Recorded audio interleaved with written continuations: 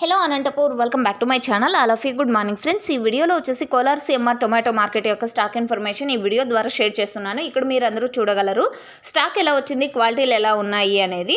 And okay friends, ఇక ముందుగా ఈరోజు డేట్ వచ్చేసి 18వ తేదీ జూలై నెల 2024 సంవత్సరం. అండ్ ఈరోజు వచ్చేసి Kolar CMR tomato market stock తీసుకుంటే కనుక నిన్నటితో పోలిస్తే కనుక కొద్దిగా తగ్గింది అని చెప్పొచ్చండి. భారీగా ఏమీ కాదు, కొద్దిగా తగ్గినప్పటికీ తగ్గింది కాబట్టి తగ్గిందనే చెప్తున్నాను.